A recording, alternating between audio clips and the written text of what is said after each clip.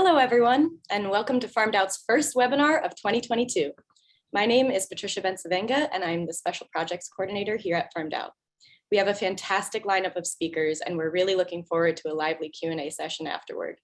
Just as a reminder, you can submit questions at any time during the webinar, and all you have to do is input them from the Q&A button at the bottom of your screen. Without further ado, I'll pass it over to Caroline.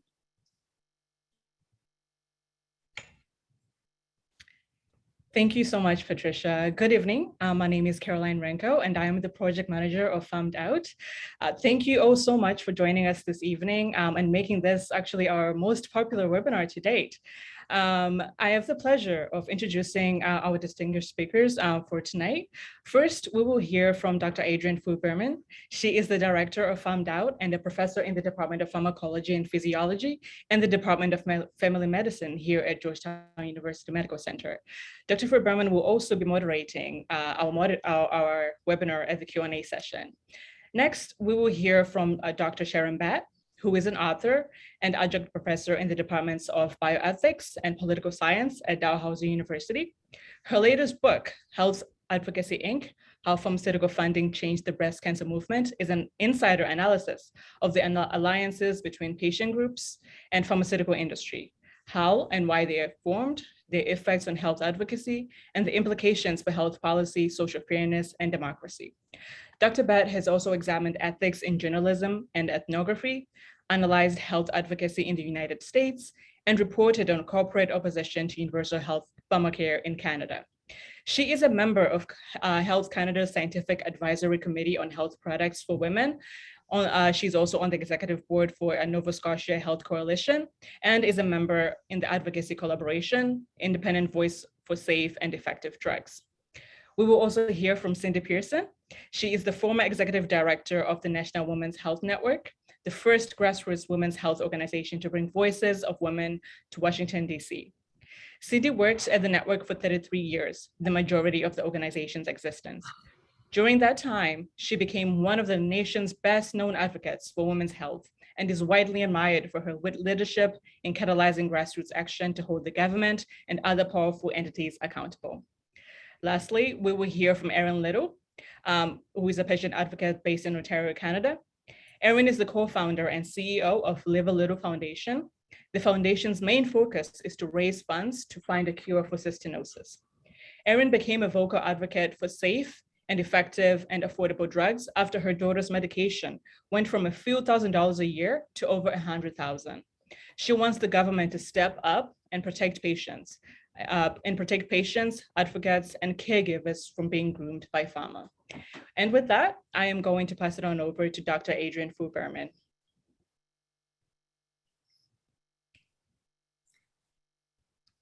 Good evening, everyone. We have many people here who are familiar with PharmedOut, but also people who aren't familiar. So I wanted to just say a few words about PharmedOut. And my conflict of interest disclosure is that I'm a paid expert witness at the request of plaintiffs in litigation regarding pharmaceutical and medical device marketing practices. Next. So PharmedOut is a Georgetown University Medical Center-based project, and we provide evidence-based resources on drugs and other therapeutics, and we expose inappropriate pharmaceutical marketing practices. Been around now since 2007. Next slide.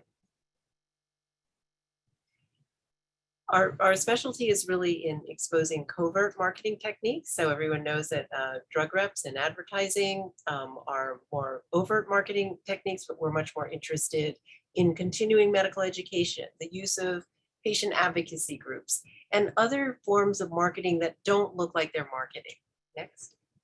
We have many articles available on our website, and we're one of the few organizations in the world really looking at the effect of pharmaceutical companies on patients and advocacy groups. We have a wonderful article that's written by primarily by Dr. Batt on a social history of the relationships between pharmaceutical companies and patient advocacy groups in the United States. And we've also published an article exposing a group called We Go Health. Next. which is funded by pharmaceutical companies and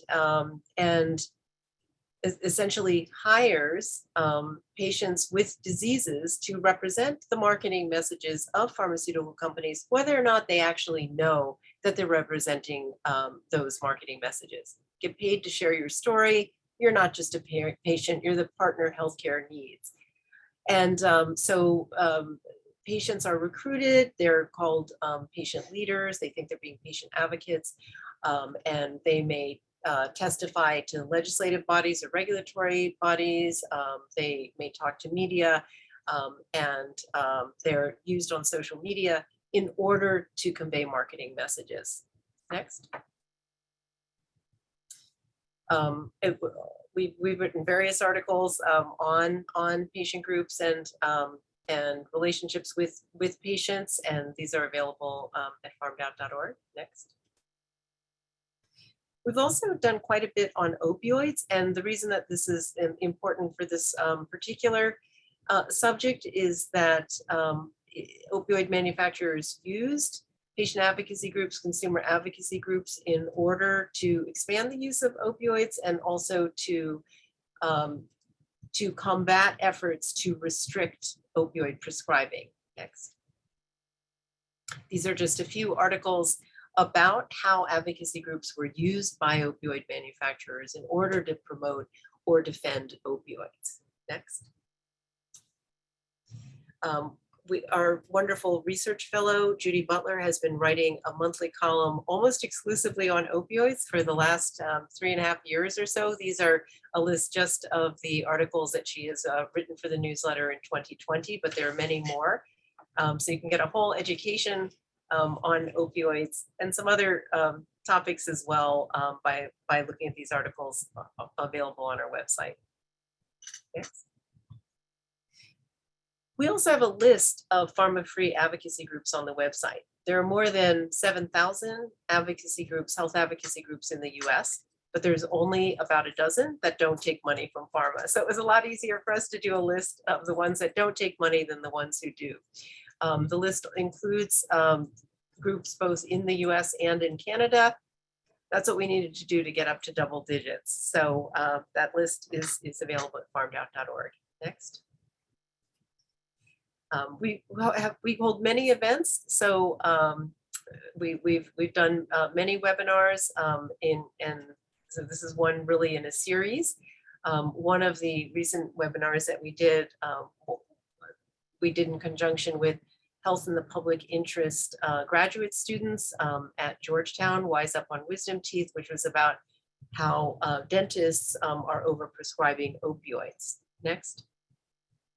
You may also be interested in seminars from the MS Health in the Public Interest program. So you can look at happy.georgetown.edu. These are free virtual seminars. If you'd like to join us, you'd be more than welcome. Next.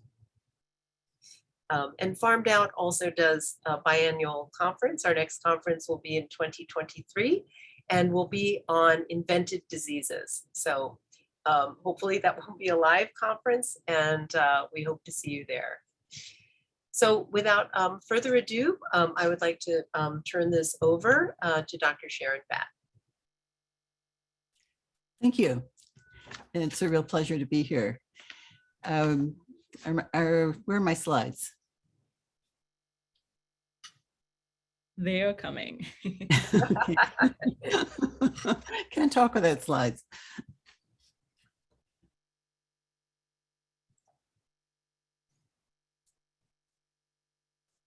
So I'll just say that my slides aren't very print heavy, but if I'm skipping through them fairly quickly, I believe they're going to be posted on the website later. So don't worry if there's something that you wanted to take note of and it goes by too quickly.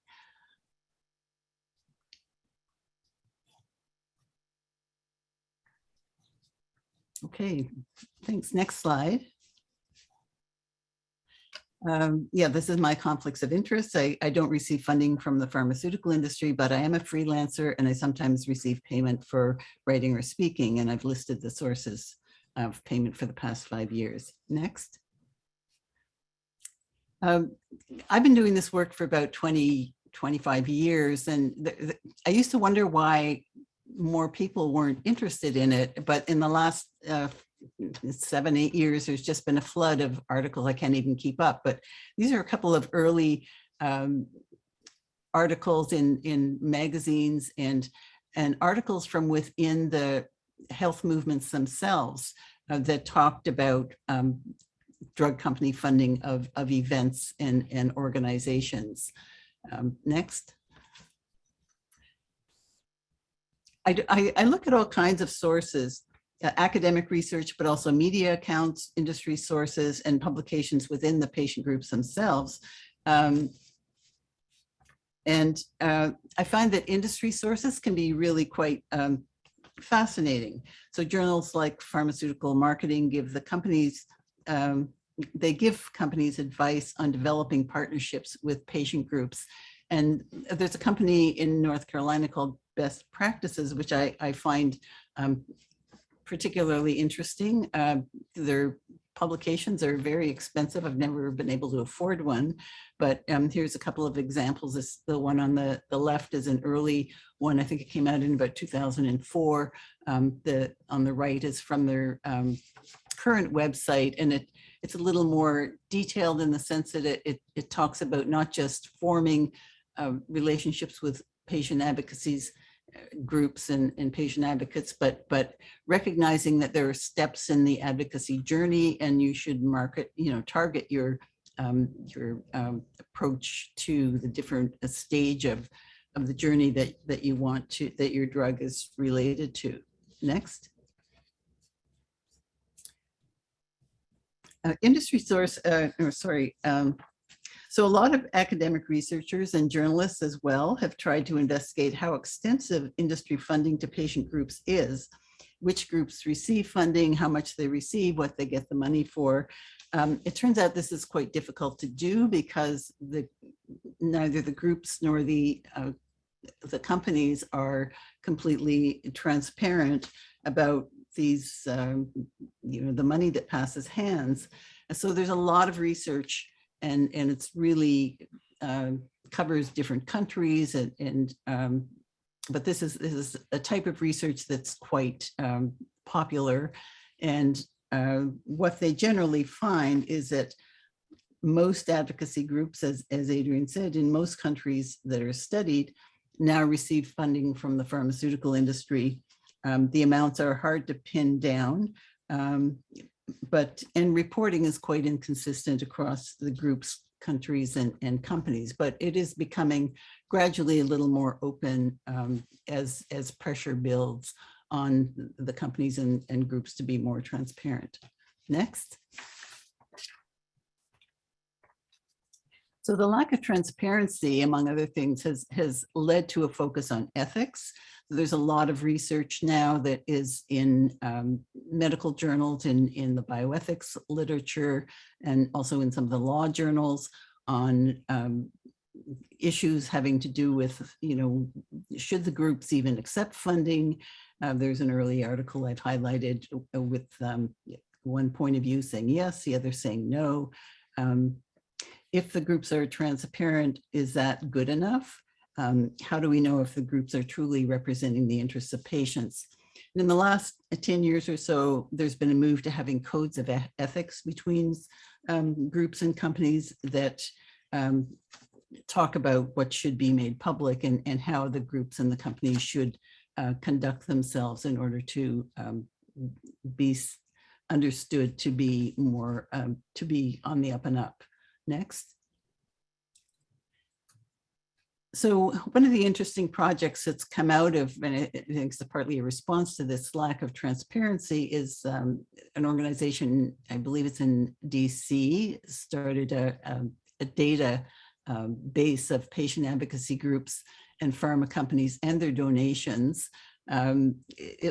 It's quite fascinating. Gives a startling picture of the amount of money that passes from the companies to the groups.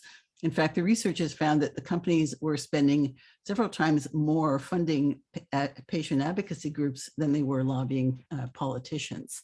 Next. Another type of article that's quite revealing, interesting, popular is looking at specific approaches, targeted strategies. These two examples are also from Kaiser Health News. So there's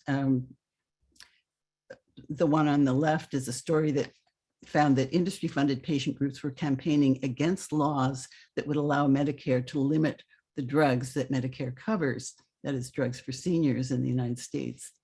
And on the right, there's an article about industry funding of advocates to attend a conference of rare disease groups held in DC. And I think we'll hear more about that sort of interaction from Erin. Next.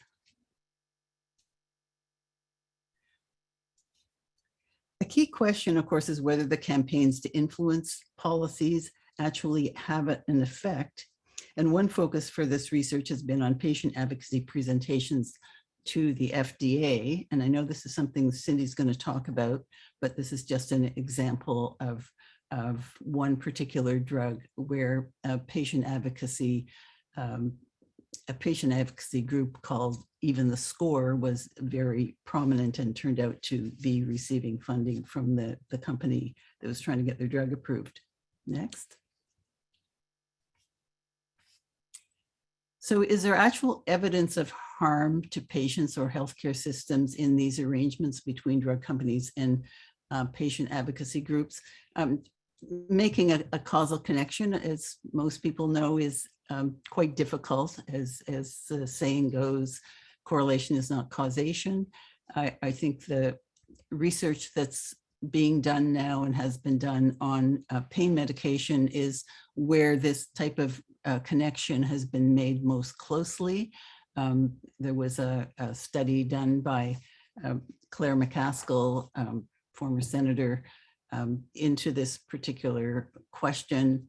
And this recent book, The Empire of Pain, also looks at the Sackler family and how they've used patient groups to promote OxyContin. Next. Is this shameless health promotion? Adriane mentioned that I'd written a book. This is the cover. I'm particularly interested in qualitative studies where you actually go to the group members and kind of get inside the groups and try to understand how they respond to these sorts of overtures and why. And I've given some examples of other researchers that are doing this type of research. There's a really good group in Sydney, Australia, with Barbara Mincy and Lisa Barrow and several others that have done some really good articles on the how the groups respond to the overtures. Next. Now, I think this is a fairly new type of research that I think is exciting and perhaps is where some of the research is going in the future. And it's looking at the fact that patient advocacy groups that are funded by pharma are only one part of a larger system. There was a book that came out a few years ago by Jonathan Marks. He's in Pennsylvania. And he argues that these partnerships are in fact problematic. He's not specifically talking just about patient advocacy groups partnerships, but partnerships with pharma in general in the health sphere. And he says that if you're just looking at it as a dyad, where you've got the company and the group, or the company and the researcher, the company and the physician, you're not getting the whole picture, that we really need to look at this as a system of funding. And so you've got many actors along the top. The advocacy organizations are at the far right, but also, physicians and regulators and all kinds of other actors. And then along the bottom, you've got the different parts of the system that can be influenced. Next slide. That's an area that I think is worth watching. And I will now hand it over to Cindy, but this is an image of a demonstration for government coverage of a new drug, which is, I selected this picture because I think Erin attended this event. But now over to Cindy.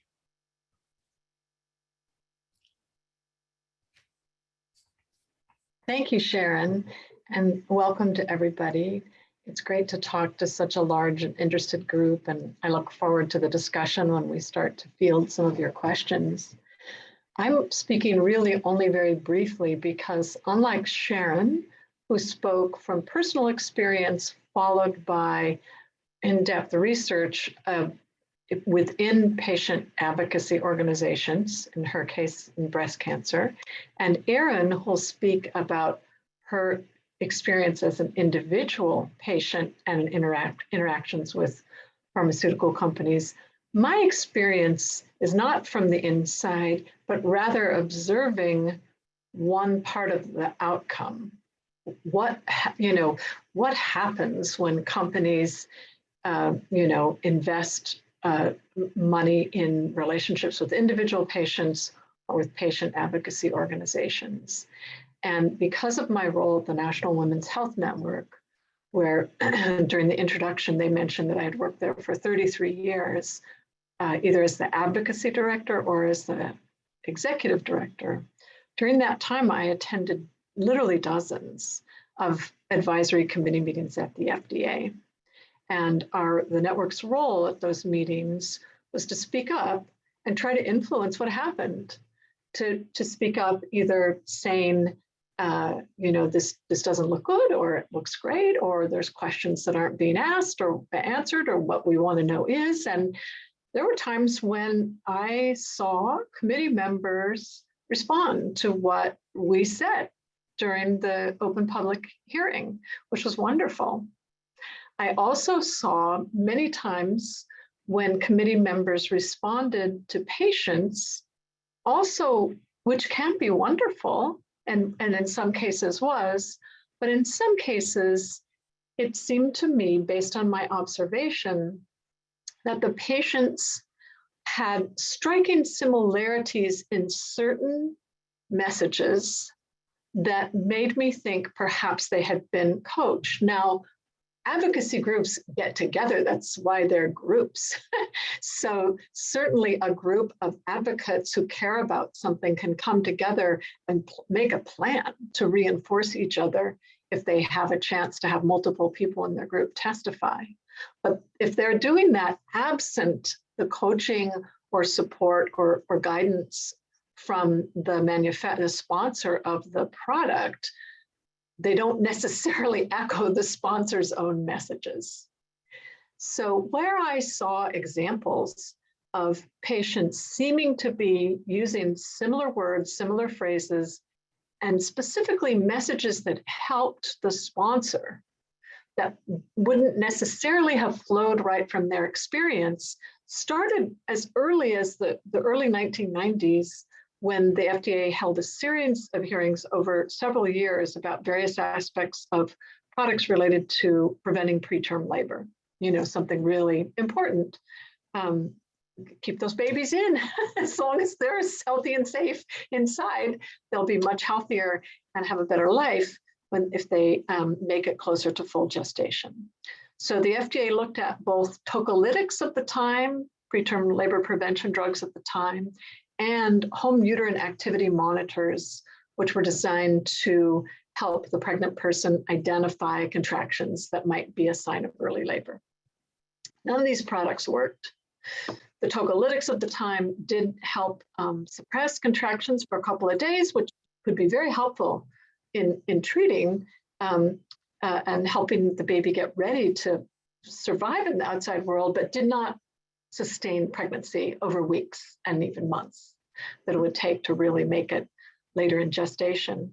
And home uterine activity monitors detected contractions and had no effect on clinical outcome, did not help the pregnancies go longer. So in both cases, and this is over like 6 separate hearings, people who had gone through a preterm pregnancy or a pregnancy where they had used either the monitor or a drug came and said, oh God, this really worked for me. Don't take it away. Okay, fine. That's a really from the heart patient experience. They also said things that echoed the company. So in the home uterine activity monitor, they said, don't make the device bear the entire burden of the clinical outcome. The device is just supposed to do what the device is designed to do. A home uterine activity monitor is just an alarm clock. It's not the whole story. Well, that was straight from the company's playbook. And although this was so early in the kind of evolution of pharma engagement and supporting patient groups, that these research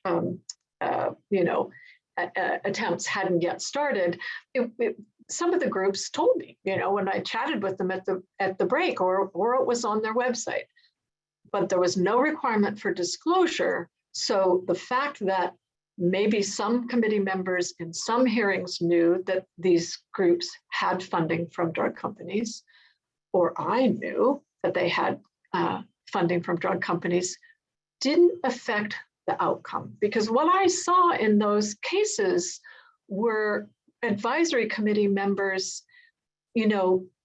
at the discussion, and there's no transcripts that you can get from these meetings this long after, at least not easily. But what I remember very vividly is committee members saying, I just don't want to be mean. This is a tough decision. And here we're hearing these, important stories from people, and I want to listen. I want to be responsive. So in both cases, these products that didn't do what the patients felt they had gotten from them, and the evidence showed either that they flat out didn't do it or had not been proven, not been shown to, the advisory committees voted to leave the products on the market. And kind of, in my opinion, as a consumer advocate, continue to give false hope and maybe even arguably continue to stand in the way of getting something that did actually work. So time went on, other examples came up, generic Premarin, which is a menopause hormone therapy that was wildly lucrative and one of the top 5 most often prescribed drugs in the United States during the 90s and early 2000s. Women's groups coached by the drug company, Wyeth Ayers, testified against it with a message very well crafted, saying that women of color and other low-income women would be subject to second-class care if a generic were approved, and that the generic would be, not as good as the originator drug, Premarin. This had no scientific grounding, none at all, but it worked. And, the example that Sharon showed with female sexual desire disorder, that was a case when, patients gave parts of their own stories, which were varied, right? Varied by age, by reproductive history, by cancer history, all kinds of variety of personal experience, but there was always similarity in the message that had been created by the company's PR firm, which is men have treatments for sex, women need treatments for sex too. Don't be patronizing of us. Don't treat us like children. We can take the risk and the responsibility ourselves, but don't stand in our way.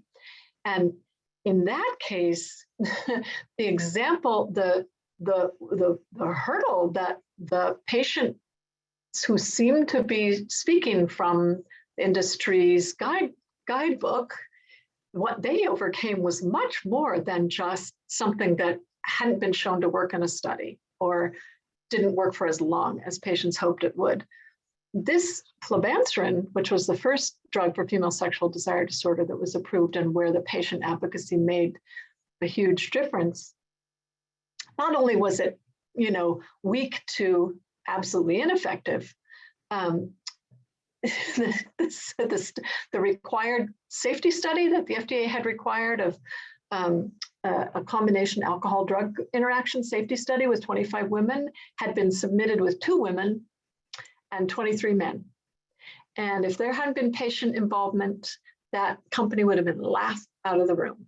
You just can't do that to the FDA, unless in this case, you have patients conveying your message and patients who are able to evoke in these well-meaning committee members. Believe me, it's no fun to sit in front of an audience for 8 to 10 hours looking, composed and erudite.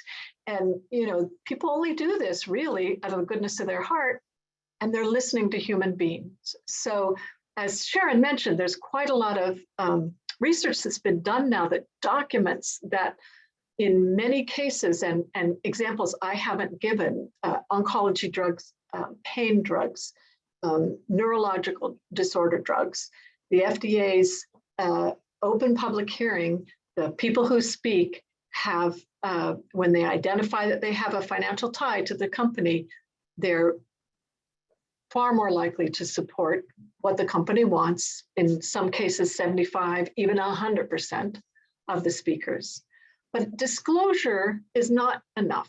Disclosure is not enough, in my opinion, because the human factor of the I just don't want to be mean. Most of us don't want to be mean to another human being we're looking right across the room at. But physicians went into the field to help. And these docs are willing to give of their time to sit on a tedious panel all day long, want to help. And that, this makes a difference to me, has an effect. So it's in my experience, in my sort of narrow but deep experience with what patient advocates who have some relationship with drug companies can accomplish is pretty striking and pretty important. And I'm going to wrap up my limited part here, and turn it over to Erin. Perfect. Thank you, Cindy. And thank you to PharmedOut for having me. It's an honor to be here and to share my personal experience. I don't have any slides, and my conflicts of interest are zero, except for the love that I have for my own child, which costs me money. I don't make money. In the past, I have made the mistake through our fundraising efforts, and I have taken pharma money twice, sums over 11 years that are less than $5,000, all which I can prove went to research. With that, I will begin. J.K. Rowling, Jim Carrey, Lady Gaga. Why am I listing these people, and what do they have to do with pharma grooming? Absolutely nothing. I listed them because they all have one thing in common. They were little boys and girls that had a vision of their lives at a very young age, which led them to be who they are today. I admire these kinds of people, the ones who are born with a passion and know who they want to be when they grow up. Did you know who you wanted to be when you were 6 years old? I'm pretty sure I spent those years arguing with my mother about nap time. Maybe I should thank her for instilling me the grit to stand up for what I believe in. I definitely wasn't a 6-year-old dreaming about having a daughter with a rare disease, cystinosis, while advocating for safe, effective, and affordable drugs, and speaking up on how I was groomed by pharma. My name is Erin Little, and I'm the proud mother to a child living with the rare disease cystinosis. There's nothing special about me. I'm not a doctor, researcher, lobbyist, policy specialist, or lawyer. I'm a mother who wants change so that no other human has to live with the fear that their sick kid won't be able to afford to live. And I want the government to do better and protect people from the manipulation, or what I call grooming, by pharma.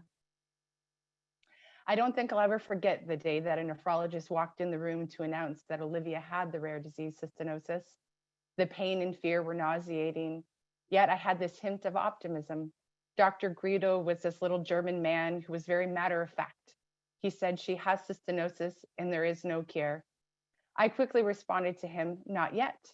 I didn't know a lick about cystinosis at the time. In fact, when he told us that she had cystinosis, the first thing that went through my brain was, I'm never going to remember that word.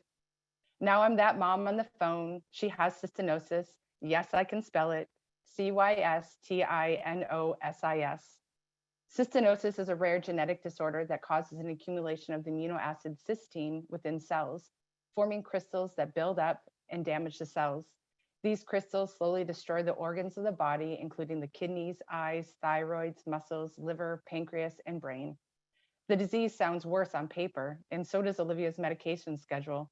She starts every day at 4 a.m. with a dose of Cystagon, sodium bicarb, potassium, Carnitor, and calcitrol, a total of 18 pills that she swallows in one gulp because she wants to go back to bed as she is still exhausted from a night of drinking 144 ounces of water.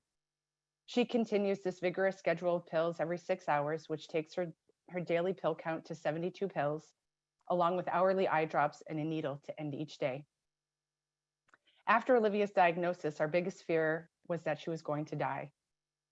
I was days away from my own 28th birthday when Olivia was diagnosed. And so you can imagine how we felt when we were told that the average life expectancy at the time was 27 years old for a person with cystinosis. I wasn't built to sit on the sidelines, neither was my husband, so we started fundraising for better treatments and ultimately a cure for cystinosis. Our first fundraiser was at my sister's wedding. They would only kiss for a donation. Then I started painting step stools for kids. I painted hundreds of stools, and I'm responsible for tiny little chairs in families' home that provide a place to sit while mommy cools off. Stools turned into Easter egg hunts that rolled into bake sales, awareness campaigns, and golf tournaments. We have proudly raised over $900,000 in 10 years. Our journey to raise money for better treatments and a cure is the reason why I'm here today. I was confused why we're working so hard to fund the research and then turn around and be price gouged for it. I started to become involved in other organizations, some that even claim to represent all rare diseases. The more I paid attention, the more concerned I grew. And it wasn't until the magical drug Persispi was approved in Canada. That is when my rose-colored glasses came off and I learned I was being played by an industry whose bottom line is profit. Grooming is when someone builds a relationship, trust, and an emotional connection with someone so they can manipulate, exploit, and or abuse them.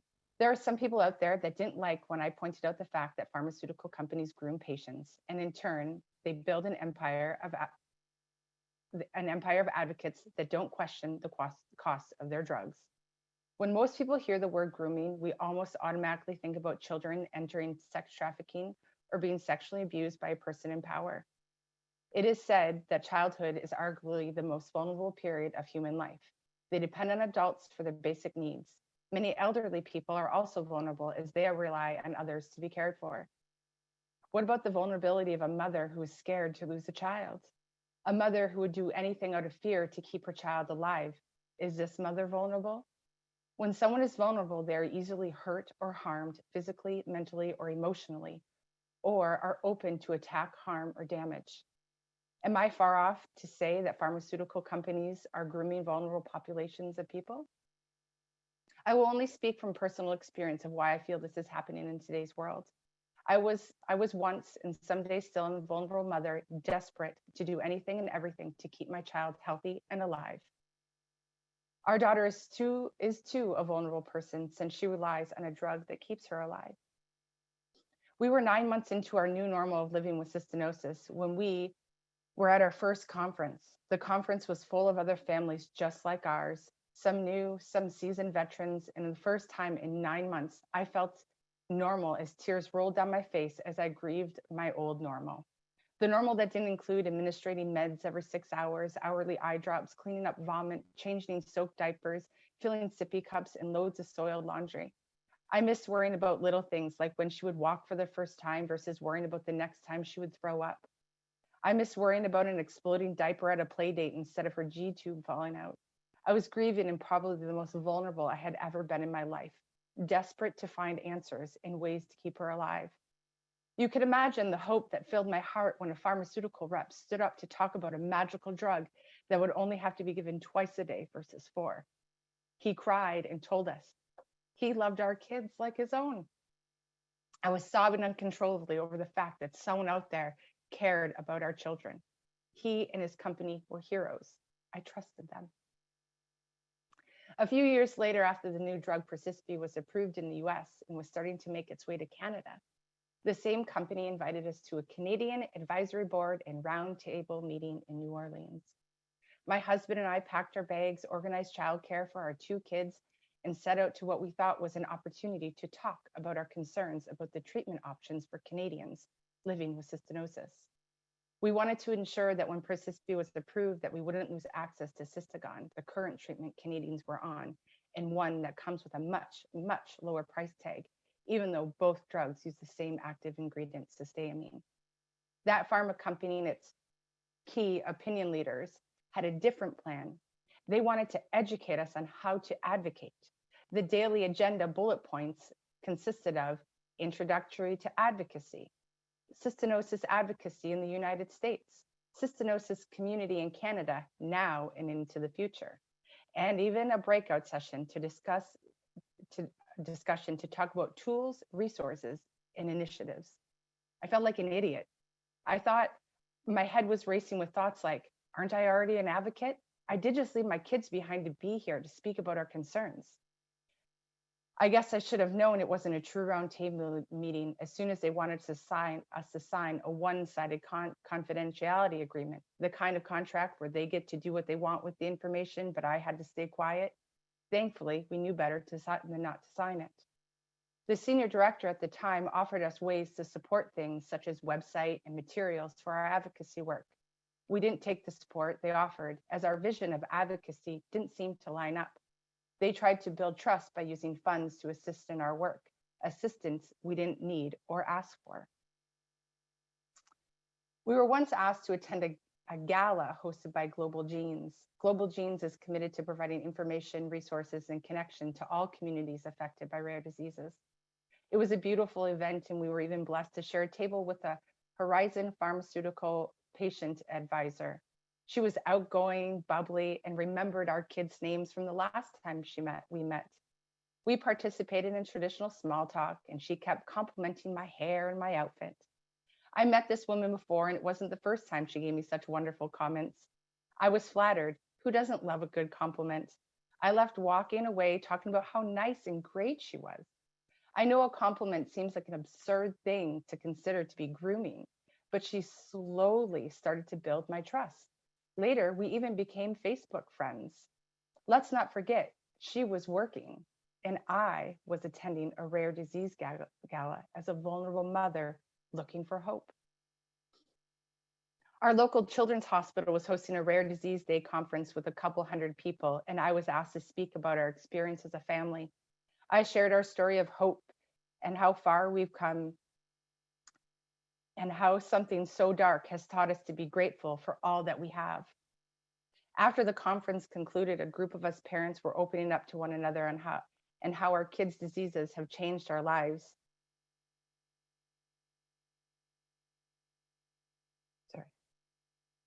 Some for the better and some for the worse.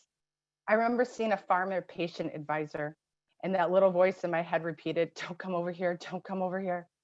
If he could have read my mind, he would have stayed away. But nope, like a professional that he is, he found a way to wedge himself into our conversation. Not only did he wedge himself in, but he took it upon himself to start talking about his mom's rare condition and the personal work he does for her cause. My heart goes out to his mom, and I wish her well in her journey. But this conference wasn't for him. He was working, and he doesn't get to share my grief. His attempt to build an emotional connection with me failed. Horizon Therapeutics has an entire website called Cystinosis United, where people living with cystinosis come together. The website is extremely well done and offers layers of information and tools for caregivers, patients, and even children. They created an animated film for kids called Meet Ruby. She's a crystal hunter that helps explain cystinosis to young patients. The site Cystinosis United also offers activity books, coloring pages, interactive quizzes, and books on how to live your best life. They're building trust with parents and young children, children that will grow up trusting them and never questioning why their drugs are so expensive. Rather than excusing high drug prices, patients and patient groups should hold Pharma's feet to the fire to make not just better drugs, but more affordable drugs. Drugs don't need to be expensive to be effective. Patients deserve to be protected from the grooming tactics that have been so easily accepted in today's culture. There are two things I will never understand, but strive to. One, why we don't do better to protect such a vulnerable population? And two, why does pharma need to market a drug that my child would die without? Our daughter needs Cystagon to live. I want new shoes, but I wouldn't die without them. We need to question marketing tactics such as this. People with cystinosis now live longer than 27 years. And although the fear of our daughter dying is always in the back of our mind, our bigger fear is not being able to afford life-sustaining medications. Do I wish for a cure for Olivia and others? Absolutely. I also wish for her to live a life full of love, freedom, service, kindness, authenticity, and things she can do without a cure. Helping pharmaceutical companies increase their profits isn't on my list. Thank you.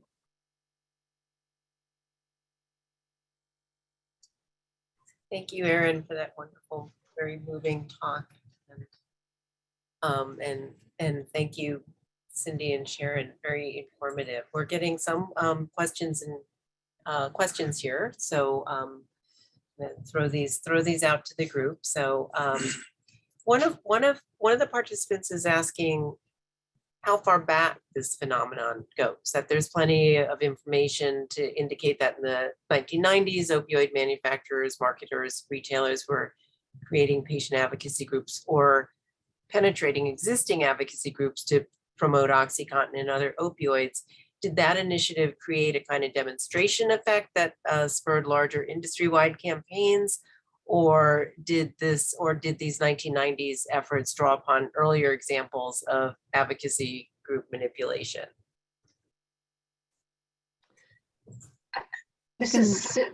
Oh, go ahead, Cindy. I was just going to say, personal opinion, I think it's a little bit of both. I think there was pharmaceutical support for patient groups on a smaller scale prior to the big work that happened in the 1990s with pain, and they built on each other. It's just my perspective. And certainly, and maybe Sharon's about to talk about this, in the 1990s when the breast cancer movement exploded in North America and patient advocacy was hugely successful in driving funding, Pharma really sat up and took notice and started, rushing to try to cultivate relations with the groups, some to great success, others not. Yeah, I'll add a bit to what Cindy said. I think there are a couple of things that changed. I found instances of funding to patient advocates and advocacy groups back in the 1980s, some to AIDS groups, some to the fertility groups. I found out to my shock, and this was only about 10 years ago, that an advocate that I quite admired, Rose Kushner, who was a breast cancer advocate, had been paid by AstraZeneca to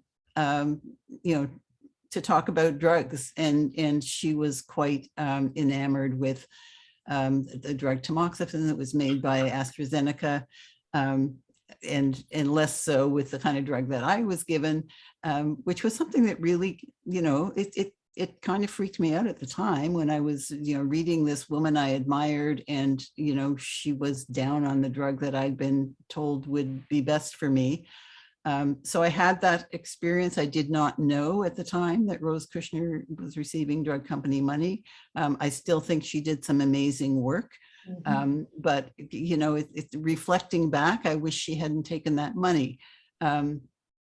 But what Cindy talked about, that it seemed to sort of grow through the 90s, certainly in the breast cancer movement, but then there were more and more groups. The breast cancer movement kind of picked up on some of the strategies and tactics of the AIDS movement. And then there were, it seemed then very quickly through the late 1990s and onwards that every disease was, had advocacy groups. And then another thing that happened was that drugs became more and more expensive. I mean, when I was diagnosed in the late 80s, early 90s, breast cancer drugs were like, couple of $1,000s a year. Now they're six figures. So all those changes kind of came together, and the whole idea of partnering with patient groups became more of a thing. And there was also a government, sort of difference in government policies where the whole idea of partnerships became a great buzzword, like we're all supposed to work together, people from all different sectors. So the idea, when I was involved in patient protection work and feminist work in the 60s and 70s and 80s, you wouldn't think of taking money from a company when you were talking about the product that company made. And then it became like, well, it's cooperation. It's a good thing. It's been, so someone's asking, it's been mentioned that disclosure isn't enough. What other changes would you recommend to hold industries accountable? And someone else is asking what solutions or policy ideas that we have for government to address the pharma grooming of patients. Well, I think I think it's true that disclosure isn't enough. And there's even been research suggesting that if a group discloses that it's taking government money or taking industry money, I should say, it becomes more trustworthy in the minds of the public. So disclosure can work in favor of these partnerships, as opposed to making people more questioning. There's some ethicists now, or people concerned about ethics issues, are saying, we should really stop this whole practice, recognizing that it's not going to happen overnight, but that should be the goal. I always loved Carl Elliott saying that disclosure isn't enough. If your spouse were having an affair, is it enough that they disclose it to you, or do you want them to stop doing it? A couple questions for Erin. Did the reps recognize that you're no longer open to their efforts, and how do they treat you now? Do they ignore you? Do they denigrate you to other parents, or do they pretend that you don't exist? They pretend I think that I don't exist. I don't know, and there hasn't been a lot of engagement with that we've all been living through COVID times, so there hasn't been a lot of engagement the past couple of years either. And I was asked this question before, have I ever been attacked by pharma? And my response is it's really hard to attack the truth and to come at me with what we've experienced. I think though that some are still shameless, like some would still, pharma companies would still give us money, and they haven't since we've rejected it, but they did try even after we spoke out about our concerns. So they still have shameless tactics. I remember, Erin, when you presented to a parliamentary committee and you talked about being groomed, and there was some pushback actually from patient advocates who suggested that you were implying they were being groomed, and they rejected that totally. Mm-hmm. I think it takes an awareness piece. I think that when I went into everything, and this is where, what do we do? What's the policy?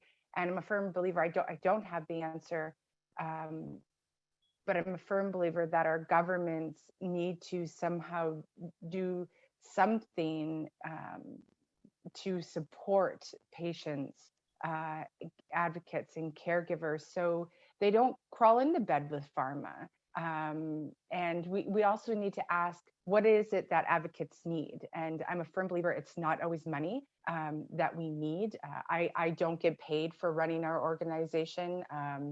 I maybe that's a place of privilege, but I just couldn't validate taking money when we work so hard to fundraise for a cure. But we should be building trust and relationships with our government, because our government should work for us. And I live in Canada, but I think that's true within the US. A lot of our patient relationships are in the US. But what are we doing to educate patients too, it's in, money is lucrative. That's not a secret. It's a part of being human. But that any patient knows, it doesn't matter. Money can't buy you a cure. And what can we do to figure out what advocates need, what patients need that just aren't, because if we start listening to them, we can create change. Unfortunately, the wrong people are listening, and their bottom line is profit, not to protect them.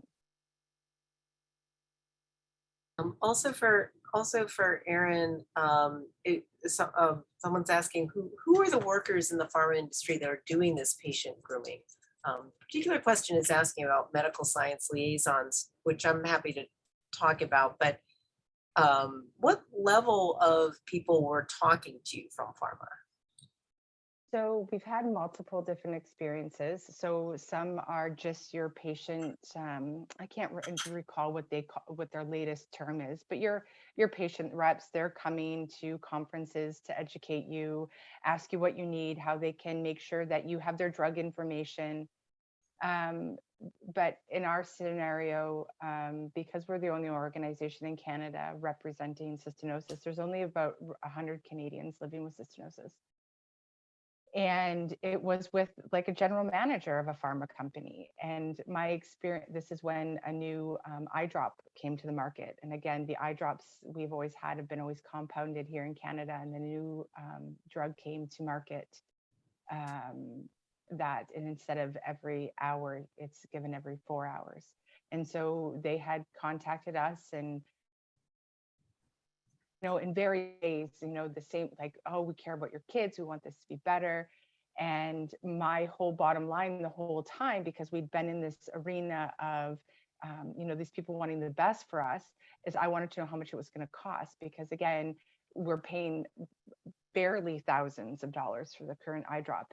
And the new eye drops that came, they're over $100,000 for drops. And same active ingredient as well. And we still don't know how safe they are. But when I was on the phone with this gentleman, what I found fascinating was how easily he connected. So just for context, Olivia has had the same nephrologist for 12 years. And within this past year, I know she has 4 children, and I finally learned what her husband did. Like, that is how lock and key our relationship is. And there's a line that she is our daughter's doctor and we are her patient. But on the phone with this pharma rep, I knew that his wife was having a colonoscopy. Like, that's pretty personal information.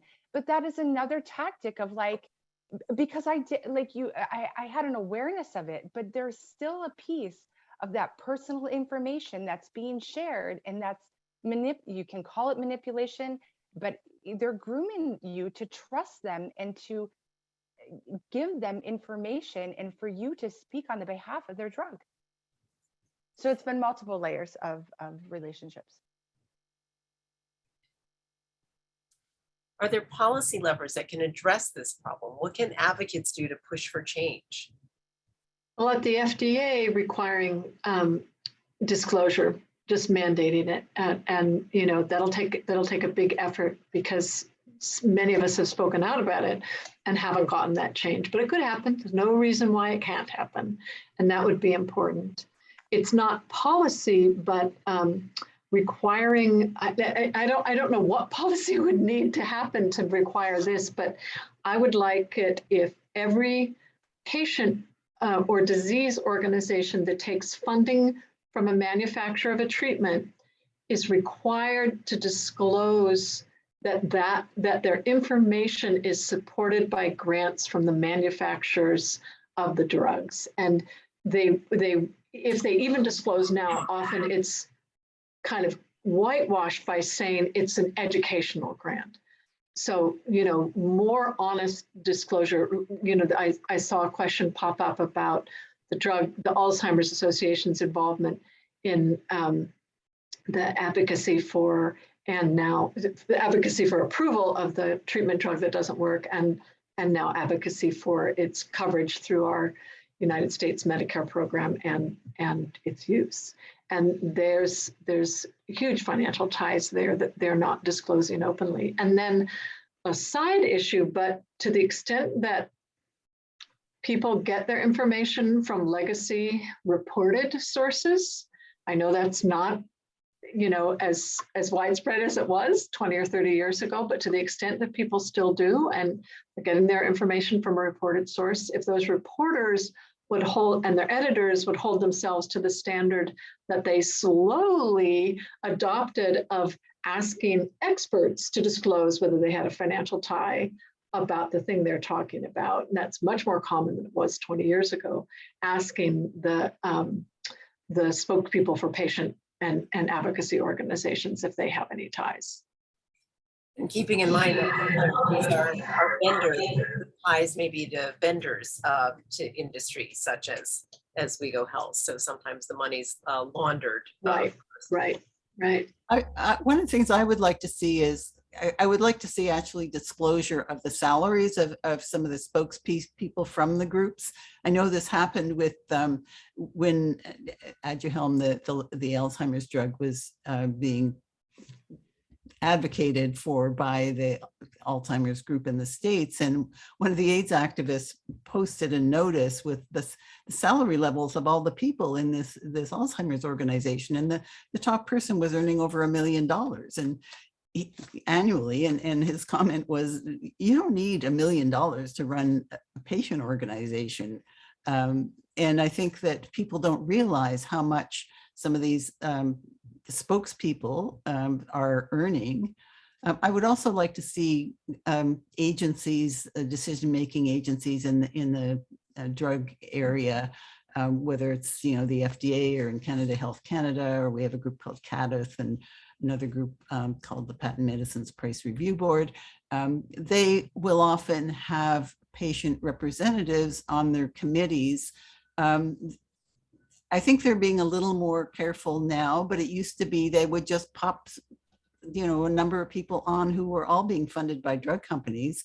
And those of us who were also involved in advocacy who weren't receiving drug company money were never invited.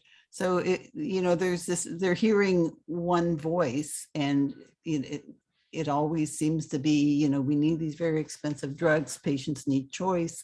If the drugs prices are controlled, then the drugs won't come to Canada. So there's this kind of echo chamber of voices that is being heard in these decision-making bodies. And I think people were kind of surprised in government agencies to learn that there were patient advocates who didn't agree with that position. That there's a level of drowning out voices that do not reflect industry marketing messages. Exactly. Can you address unrestricted grants or educational grants that sometimes pharmaceutical companies will give what seems like a no strings attached grant to advocacy groups?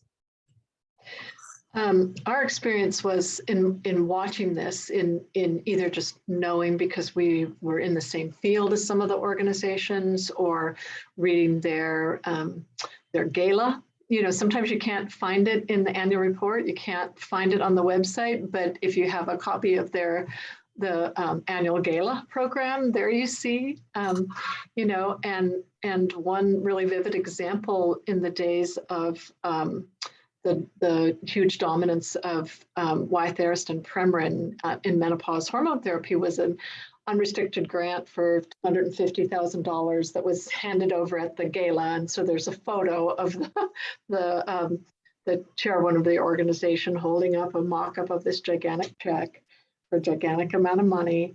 And then later she started writing op-eds and various commentaries about how wrong it was to deny women the benefits of long-term use of menopause hormone therapy, despite the fact that, you know, a really good, large, long trial had shown that it was only helpful for symptoms, and for prevention, the harm outweighed the benefit.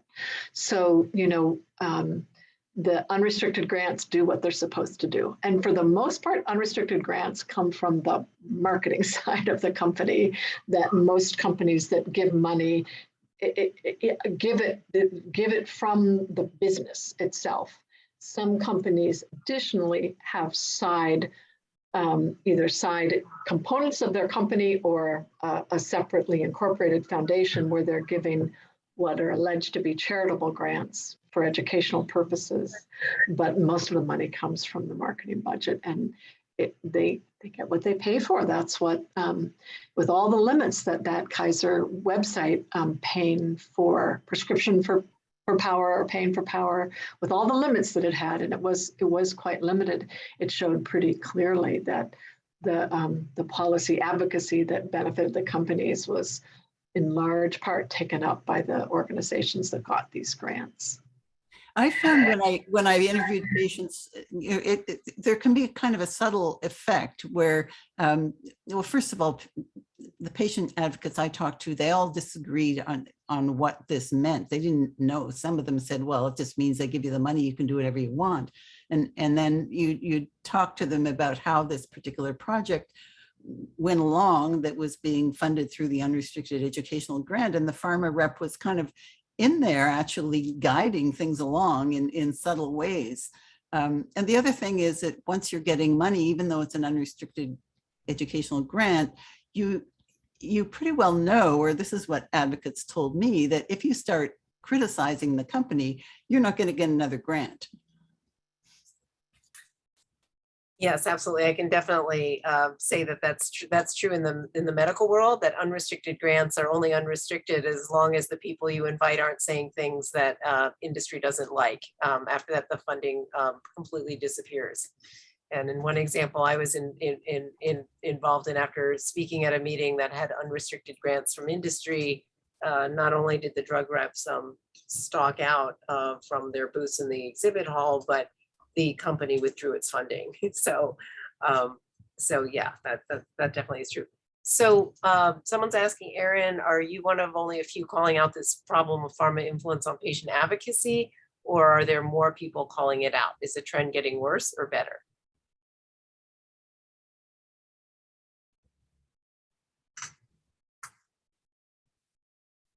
Cut out for me, Adriane. Can you repeat it? Are you one of the, is it common to call out this problem of pharma influence on patient advocacy? Are you the only one, or are there other people doing this as well? Well, Sharon and Cindy are here. Thank you. I don't know many others. And someone has said in the comment, it is a privilege to not have to be paid the travel and stuff. I guess in my situation, I haven't needed to do that. I come from this unique place, and I only speak from our own rare disease, but we haven't needed a lot of money to advocate. I don't, and again, I started at the same place. I was a mother who had a child. I wasn't in government. I didn't have any connections.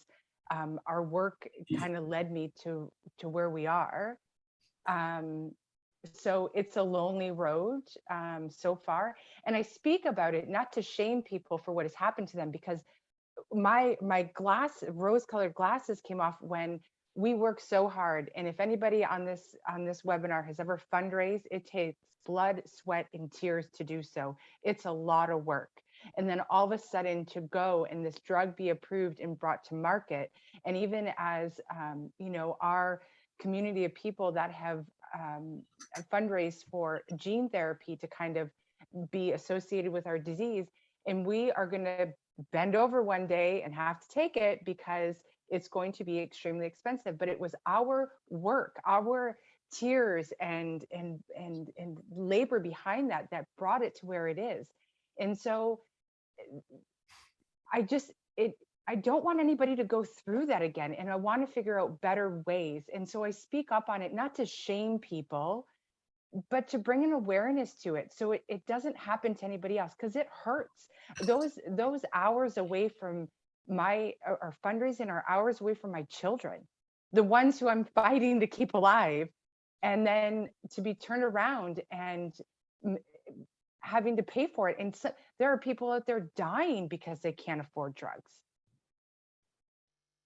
And I don't want that to happen to anybody ever.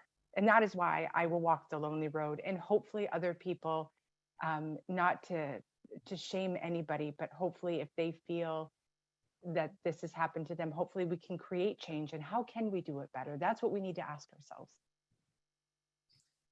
I'd say it's quite uncommon for someone to speak out in the way that you have there, and that it's also true even somebody's asking whether there's also grooming of physicians, and I would say absolutely yes.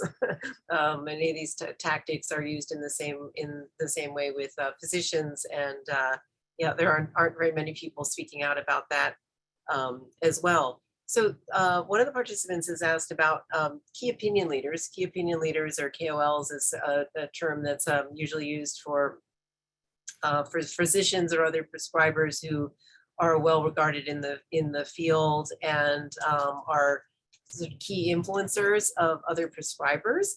And a participant is asking, it seems like, at least in Canada, I can say it's definitely true in the US too, there are patient key opinion leaders who are like physician KOLs, speaking on behalf of pharma interests, sometimes shifting from patient group to patient group.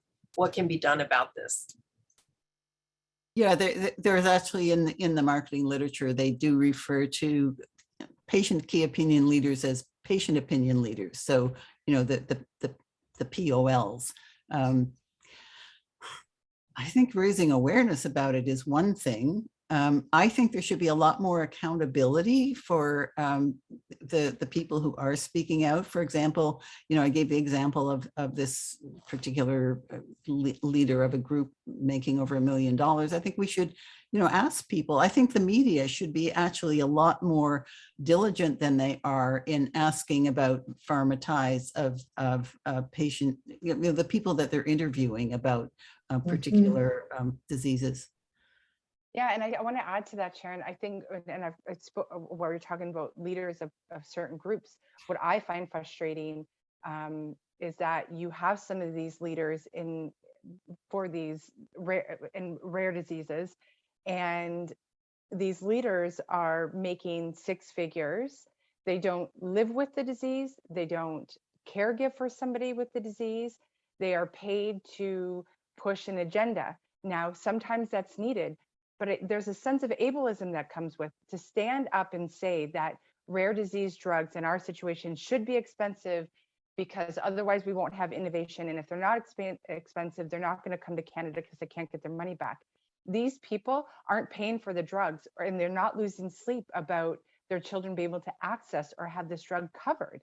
So this is like that other question when we're talking about leaders and who's standing in front of government and lobbying, and how is it doesn't directly affect them, but yet they're speaking on behalf and being influenced with pharma dollars to say these things, because there's no facts that rare disease drugs have to be expensive, especially when kids are having bake sales and lemonade sales to give to organizations to raise money to find cures. You know, there is a sort of bizarre situation that's come about where these, you know, you have these leaders who don't have the diseases they're advocating for, saying, well, I need to be at the table because there needs to be a voice for patients.